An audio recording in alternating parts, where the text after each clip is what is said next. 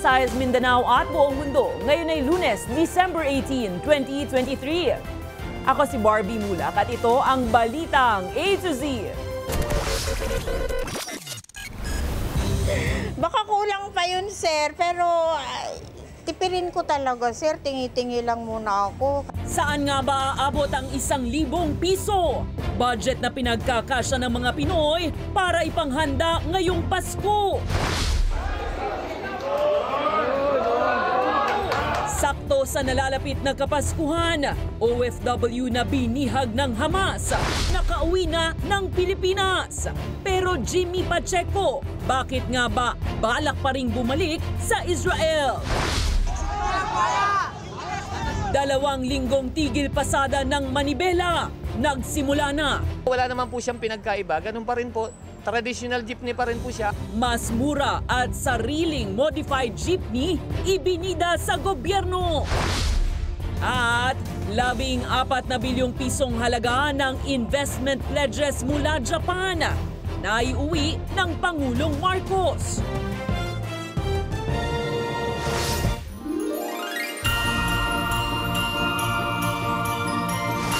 Magandang gabi, pambungad sa ating newscast. 1,000 piso. Yan ang pinagkakasyang budget ng ilan sa ating mga kababayan para maipanghanda ngayong Pasko. Lalo't mataas na halos ang presyo ng mga bilihin. Tumanggi namang magbigay ng suhestyon ng DTI sa kung magkanong budget mayroon ng isang pamilyang Pilipino para magkaroon ng disenteng pang Noche Buena. May balitang A to Z si Ace Cruz. Mano-manong sinusulat ni Nanay Mina ang presyo ng ilang Noche Buena products para malaman kung magkakasya ang budget na 1,000 piso isang linggo bago magpasko. Baka kulang pa yun, sir, pero tipirin ko talaga, sir. Tingi-tingi lang muna ako kasi hindi naman kailangan na magarbo ngayon. Basta may laman lang yung lamesa. Pero para mas sulit daw, Inaantay ko kasi mga promo-promo, sir. Oo, para yung mura ang bibilhin ko. Kahit hindi branded, basta nakamura ako. Masaya na ako doon. sila'y naman mula 3 hanggang 4,000 pisong budget ng pre-pandemic ibinaba daw sa 900 piso. Siyempre, iba na ngayon eh. May mga pinapaaral pa po ako na yun, may mga tinutulungan minsan. Okay na yun. Ang mahalaga, sa susunod naman, meron kaming magamit. Kumbaga, merong maitawid. Bukod dito, bawas din talaga ang budget nila dahil nagagamit sa ilang gastusin gaya sa pamasahe dahil putol-putol ang sakay nito kasabay ng kaliwat ka ng transport strike. Lalo na ngayon na wala talagang diretsyong biyahe. Putol-putol. So, dagdag pasakit yun sa ano. Bukod sa pasakit, sa pagod, ano pa? Yung pera, syempre. Budget. Yan ang dahilan ng DTI kung bakit hindi ito makapagbigay ng eksaktong budget para magkaroon ng maganda-ganda namang Noche Buena ang pamilyang Pilipino. Ang approach natin this year for Noche Buena is ine-emphasize natin na ang bawat mamimili dapat maging parang malikhain at bahala siya kung mamili doon sa Noche Buena price guide natin o anong mga items doon yung bibili niya para sa kanyang pamilya. Sa halip, Mix and match kasi nga maraming kategory pagpipilian. Hindi naman kailangan kung ano yung nakalagay dyan na kategorya ng Noche Buena, yan ang bibili natin. Maging malaya si consumer kung anong piliin niya talaga para sa pamilya niya. kaugnay naman silang manufacturers na nagtaas ng kanilang Noche Buena products kamakailan ay agad naman daw ito na balik sa dati at may pangako rin sa DTI. Yung mga manufacturers, masusing nakikipag-usap sa mga retailers tuloy-tuloy kasi nga we want to keep the prices in accordance with the price guide. Sinabi ng DTI na sa 240 Noche Buena products na nasa price guide ng ahensya, halos 90 sa mga ito ay nanatili o bumaba pa ang presyo. Nauna nang sinabi ng ahensya na naghayag ng kagustuhan ng ilang manufacturers ng basic and prime commodities na magtaas ng presyo sa susunod na taon. Bagay na ayon sa DTI ay sisiguruhin nilang hindi mapupuruhan ang budget ng consumer. Para sa Balitang A to Z, Ace Cruz. Magpapaskong buo ang pamilya ng OFW na si Jimmy Pacheco na ligtas nang nakauwi ng bansa matapos ang ilang linggong pagkakabihag ng Hamas. Yun nga lang, sa kabila ng sinapit, plano pa rin makipagsapalaran ni Jimmy sa Israel. Mailayo lang raw sa kahirapan ang kanyang pamilya. May balitang A to Z si Ian Maghanoy. Ito ang madamdaming Merry Christmas reunion ng Pacheco family sa Ninoy Aquino International Airport sa Pasay City, pasado alas 10 kaninang umaga. Nakauwi na kasi ng Pilipinas si Jimmy Pacheco, ang overseas Filipino worker mula Israel na nakaligtas sa pambibihag ng militanteng grupong Hamas.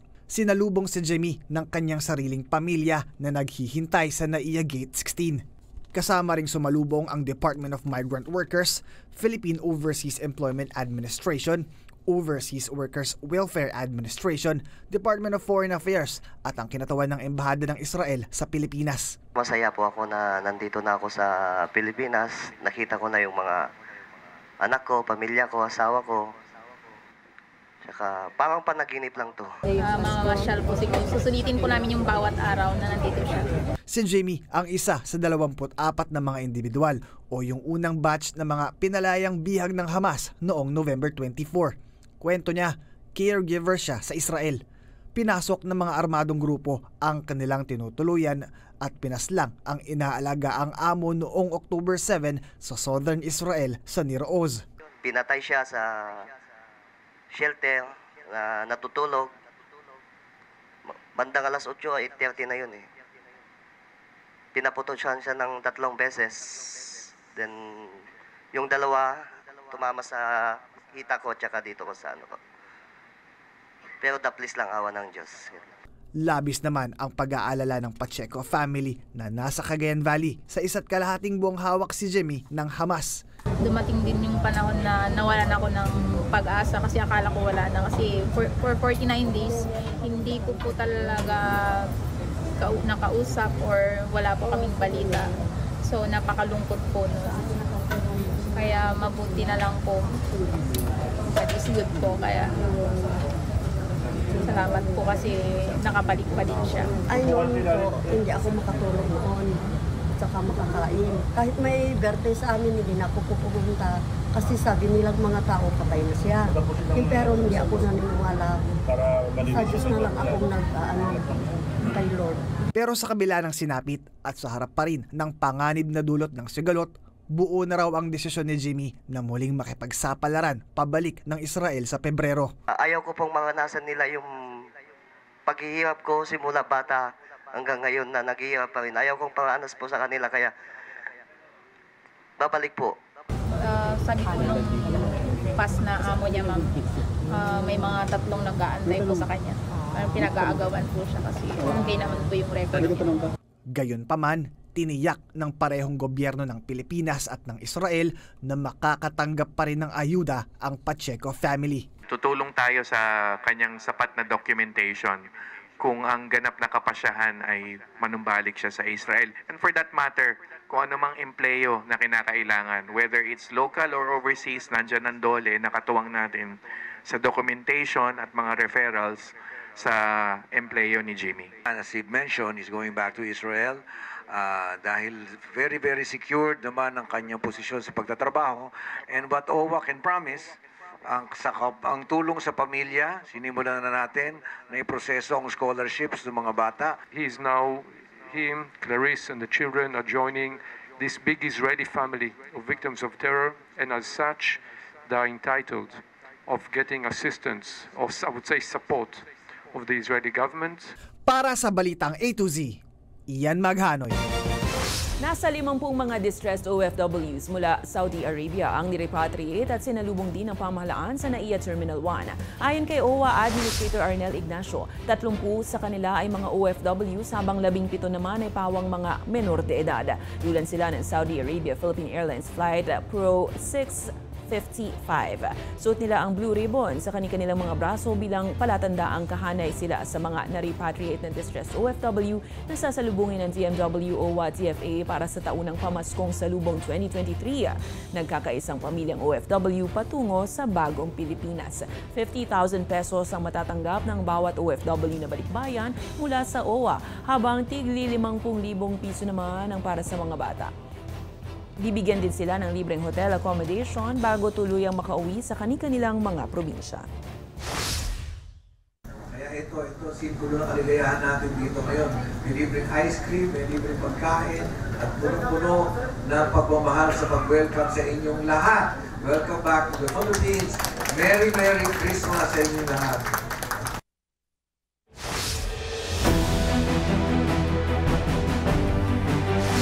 Nakatakda ng lagdaan ng Pangulong Ferdinand Bongbong Marcos Jr. sa Miyerkules ang 5.768 trillion peso budget para sa susunod na taon. Ayon kay House Speaker Martin Romualdez, inaasahan niya nga aprubahan ni PBBM ang pag-alis sa confidential fund ng ilang government agencies. Habang nilinaw naman ng mambabatas na hindi inalis ang 10 bilyong pisong CIF ng Office of the President. Samantala, pinabulaanan naman ni Senate Committee on Finance Chairperson Senator Sonny Angara ang akusasyon ni Senate Minority Leader Coco Pimentel na labag sa konstitusyon ang isinamang on-program fund sa budget na nagkakahalagang 450 billion pesos. Because both houses agreed upon it. In fact, the heads of the departments agreed to it naman. They voluntarily withdrew it.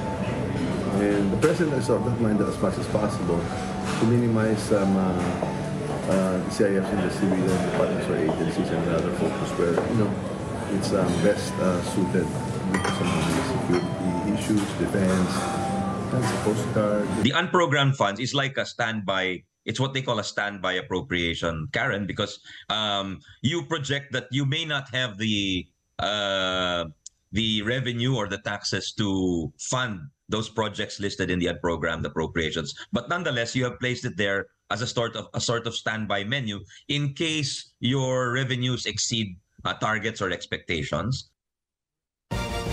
Pag-aaralang mabuti ni Senator Sonny Angara ang Constitutional Convention o CONCON para sa pagrebisa ng konstitusyon.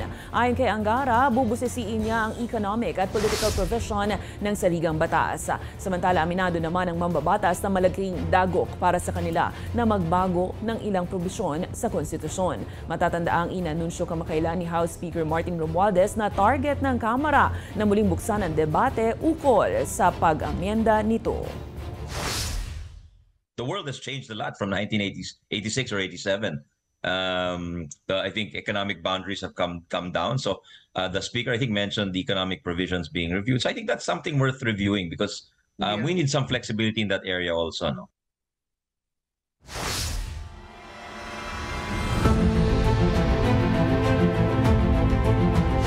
Sa kabila ng pambobomba ng tubig ng China sa sasakyan ng Philippine Coast Guard sa West Philippine Sea, nilinaw ni Pangulong Ferdinand Bongbong Marcos Jr. na hindi kinakailangang palitan si Chinese Ambassador to the Philippines Huang Xilian. Ayon kay Marcos, nauunawaan nito si Xilian dahil ginagampanan lamang raw nito ang kanyang trabaho, habang umaasa naman si Marcos Jr. na magkakaroon sila ng pag-uusap ni Xilian sa naturang insidente. Matatanda ang itinutulak ng ilang mambabatas na palitan na o kaya ituring na persona non grata ang naturang ambassador dahil wala umano itong naitutulong para mapigilan ang tensyon sa West Philippine Sea. He's continuing to state the Chinese narrative. Of course, we don't agree with that narrative, but I cannot see him doing anything else. And so we just keep trying. Because the truth of the matter is, kahit mapalitan na si Ambassador Wang, pareho pa rin ang sasabihin ng susunod na ambassador. Dahil yun ang linya ng China.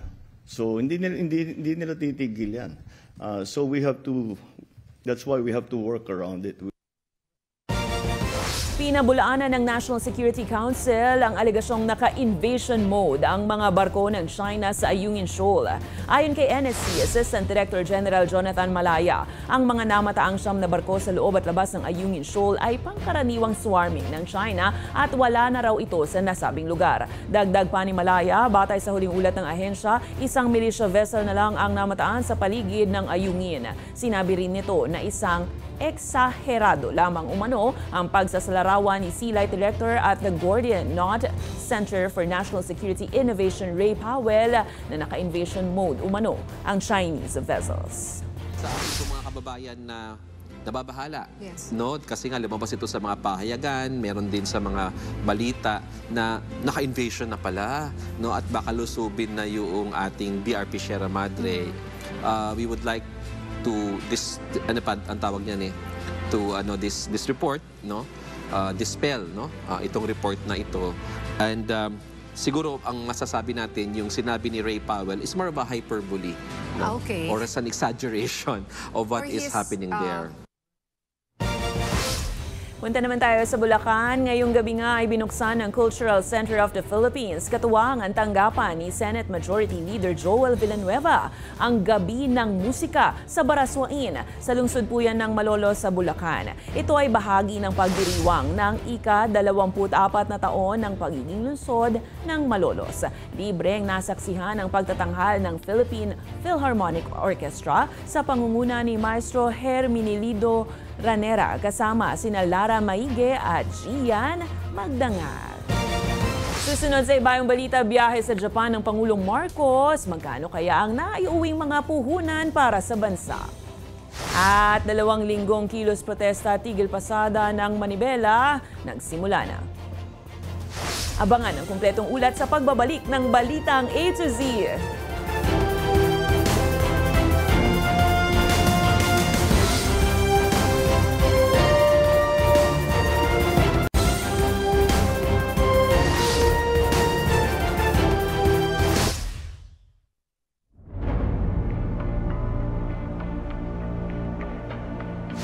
Nagsimula na ang 2 linggong kilos protesta tigil pasada ng grupong Manibela. Sa kanilang programa, ibinida nila ang sariling modified jeepney na mas murang higit sa modern jeep ng gobyerno. Habang kapulisan, iginiit na kontrolado naman ang sitwasyon at patuloy ang maximum tolerance. Ang detalye sa Balitang A to Z ni Kim Salinas. Malakas na sigawan na tila naghahanap ng away ang ibinubungad ng mga tsuper na nagtigil pasada at nagsagawa ng kilos protesta sa Monumento Circle. Mas lalong lumalakas ang hiyawan kapag may dumaraang mga modern jeep na namamasada. Maging traditional jeepney na bumabiyahe ay hindi nakaligtas na parabang nanghihikayat na samahan sila sa kanilang panawagan sa kalsada. Normal lang yan, sir, na magkaroon ng ganyang pakiramdam kasi kumbaga parang nasasaktan ka na, lalo ka pang dinidikdik. Mariing pahayag ni Marbal Buena, hindi sila titigil sa pakikipaglaban hanggat hindi nila nakakamit ang pananatili ng kanilang hanap buhay sa kalsada. Kakayanin umano ng kanilang grupo ang magtigil pasada hanggang katapusan ng taong 2023. Ating Pangulo, sana po magkaroon kayo ng puso dito sa aming hanap buhay, dito sa mga pobreng drivers at operators. Sana po mabigyan nyo ng pagkakataon na hindi po nagigipit yung ating mga kasamahan sa hanap buhay. Ibinida din ng transport group na Manibela ang kanilang bersyon na tinawag nilang modified jeepney. Ito ngayon ang ipinagmamalaki ng mga tsuper dito sa kanilang kilos protesta na modified jeepney kumpara doon sa modern jeep na nagkakahalaga ng higit 2 milyon. Ito anya ay 680,000 lamang na hindi lamang anya makamasa, makatsuper, kung hindi kaya pa ng bulsa. Yung 600,000 na po namin na ginastos dito, 3 jeepney na po ang kaya nating buuhin na upgraded or modified jeepney po. Napakalayuan niya ng pagkakaiba nito sa modern jeep na ipinagpipilitan umano sa kanila ng pamahalaan at nagbabadyang pumalit sa kanila sa kakalsadahan. Wala naman po siyang pinagkaiba, ganun pa rin po. Traditional jeepney pa rin po siya. Ang nabago lang naman po rito is tumaas po yung ating bubong, nakakatayo na po yung tao sa loob at pag umupo po sa upuan, komportable na po siya. At isa pa po, nadagdagan lang po natin ng konting gadget may speaker, sound system. Giit pa ni Roy na maganda ang makina nito na kayang makipagsabayan sa mga makabagong makina at maaari ring gawing Euro 5 na emission standard ng gobyerno. Sa makina, ganun pa rin po yung ginagamit namin. Pero kung sasabihin po ng government, gawin nating Euro 5, kaya naman po natin gawin na Euro 5. Kung talagang yun ang gugustuhin po ng government, para wag lang po kami i-phase out. Tumatakbo ang mga ganitong modified jeepney sa biyaheng Alabang at nananatiling 13 pesos pa rin ang minimum fare kumpara sa modern jeep na 15 pesos. Yun nga lang, hindi ito naka-aircon pero ganito talaga ang kanilang disenyo. Paraan niya maganda ang sirkulasyon ng hangin at maging ventilasyon. Habang maximum tolerance ang patuloy na ipinatutupad ng Pulis Caloocan na siyang nagbabantay at nagpapanatili ng kapayapaan sa gitna ng kilos protesta. Control naman natin at ang importante ay dito po ang ating kapulisan, ang kanilang presensya para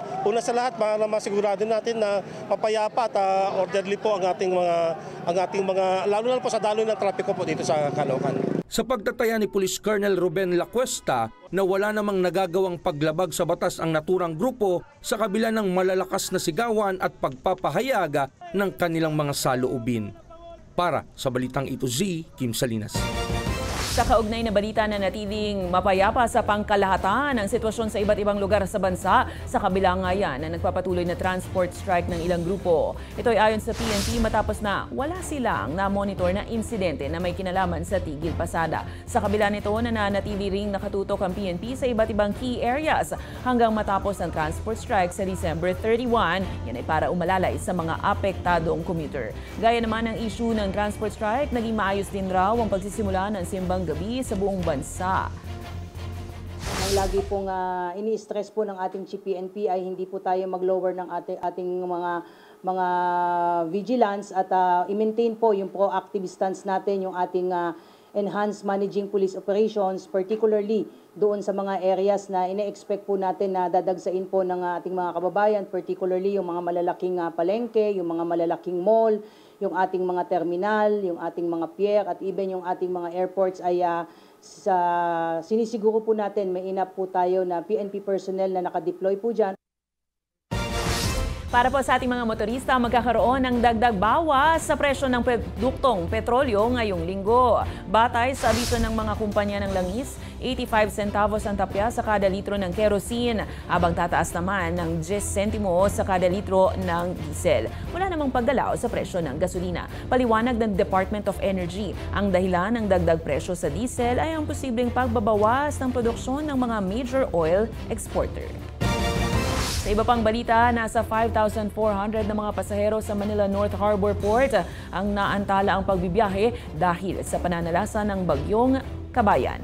Ayon kay PCG spokesperson Rear Admiral Arman Balilo, kinakailangan nilang kansilahin ang biyahe para hindi magkaroon ng anumang insidente. Dagdag pa nito, karamihan sa mga naantalang biyahe ay mula sa Visayas at Mindanao. Tiniyak naman ng PCG na oras na maging maganda ang lagay ng panahon ay agad nilang papayagang makabiyahe ang mga barko. Pilipinas, kasi nandito yung bulk ng mga babiyahe papunta ng Visayas at Mindanao dito sa North Harbor. Yung isa po ay pupunta sa Manila, Cebu, Cagayan. Yung isa po ay pupunta sa Manila, Dumaguete, Zamboanga. Dapat po sila kahapon ay nakaalis. Pero tayo po nga ay suspended to sail because of again, Typhoon Kabayan.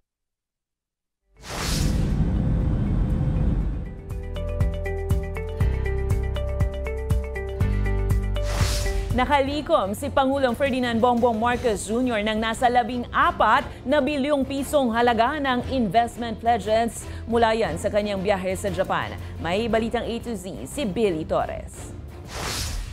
Parehong makikinabang ang Pilipinas at Japan sa planong Reciprocal Access Agreement na pinagtibay sa pagbisita ni Pangulong Ferdinand Marcos Jr. sa Tokyo para sa ASEAN-Japan Commemorative Summit. Ayon sa Pangulo, mabilis na umayon si Japanese Prime Minister Fumio Kishida sa agarang pagsasapinal nito. Inaasahang makatutulong ito sa pagpapanatili ng payapa, bukas at ligtas na Indo-Pacific region. The other agreement that we consider to be extremely significant, especially between our two countries, is the reciprocal access agreement that that will give us a greater capability in terms of not only security, but also in terms of disaster preparedness. Sa ilalim ng vision statement, nangako rin ng ASEAN members at Japan na palakasin pa ang kooperasyon sa seguridad, maging ang commitment sa pagsasagawa ng dialogo na magtataguyod ng karapatang pantao, demokrasya at tamang pamamahala.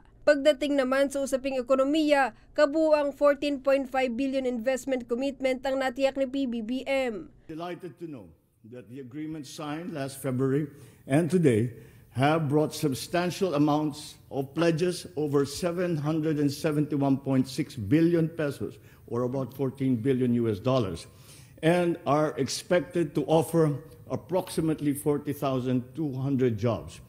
Nangako ang mga malalaking kumpanya sa Japan na magtatayo ng negosyo sa iba't ibang sektor sa bansa. Para sa Balitang A to Z, Billy Torres. Sa aming pagbabalik, pagpanaw ng veteranong aktor na si Ronaldo Valdez, ikinalulungkot ng showbiz industry. Manatiling nakatutok, kayo ay nanonood ng Balitang A to Z.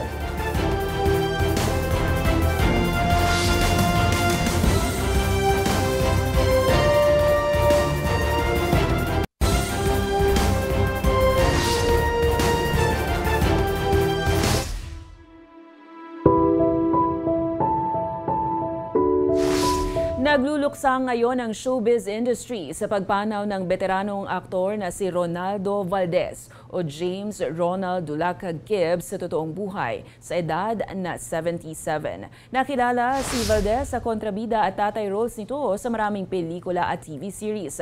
Nagbalik tanaw naman ang aktres na si Catherine Bernardo sa Masasayang Sandali kasama ang nooy tinawag nitong Lolo Sir sa TV series na Too Good to Be True.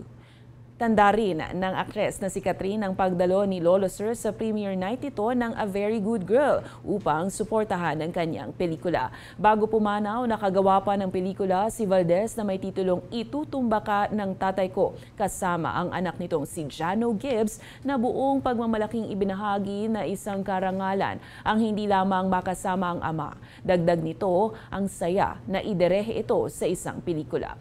Tumugon naman si Valdez at sinabing proud ito kay Jano at mahal niya ito.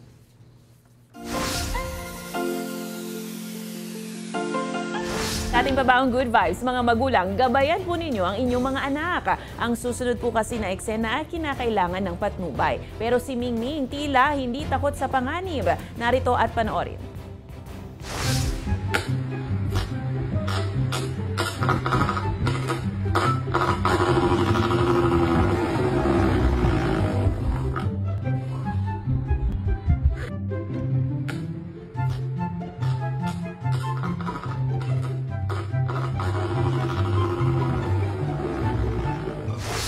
Ang yabang talaga pag samang buhay.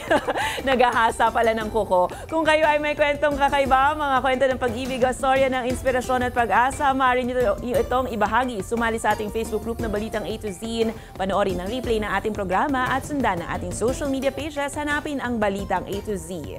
Ang ating quote of the night ay mula sa businessman at singer na si Nathan Morris. Paalala niya, ang bilis ng pag-asenso ay limitado sa kung gaano kadesidido at handang magsakripisyo.